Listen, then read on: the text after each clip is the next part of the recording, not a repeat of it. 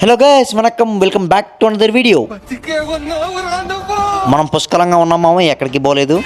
ఊరికే మా ఫ్రెండ్ వాళ్ళ ఇంటికి వెళ్దామని బయటకు వచ్చి చూస్తే ఫుల్ వర్షం అనమాట. నార్మల్ టైమ్ లో వర్షం పడుతుందో తెలియదు కానీ బండి కడిగిన రోజు అయితే పక్క వర్షం పడుతుంది. మరి అదే మ్యాజిక్ నాకు అర్థం కాదు. ఇదంతా ఒక మ్యాజిక్ అయితే నా చేతిలో ఉన్న పవర్ బ్యాంక్ వల్ల ఇంకో మ్యాజిక్. అసలు నా ఫోన్ లో బ్యాటరీ సరిపోతుంది అని చెప్పి లోకల్ మార్కెట్ నుంచి ఒక పవర్ బ్యాంక్ అయితే కొన్నాను. చూడడానికి అంతా బానే ఉంది కానీ సరిగా వర్క్ అవ్వట్లేదు అని చెప్పి ఓపెన్ చేసి చూస్తే సో అలాగే ఈ పవర్ బ్యాంక్ వల్ల నాకు పెద్ద బొక్క పడింది అనమాట. ఇంకా దాన్ని ఒక మూల పడేసి నా మాన నేను వెళ్తుంటే నా పక్క నుంచి ఒక కారు వాటర్ లోంచి వెళ్ళి నన్ను మొత్తం తడి పడేశాడు. ఈ హైదరాబాద్ రోడ్ లో ట్రావెల్ చేయాలనుకుంటే ఇంకా కార్లు బండ్లు సైడ్ కి పడేసి బోర్డులు కొనుక్కోవాలన్నమాట.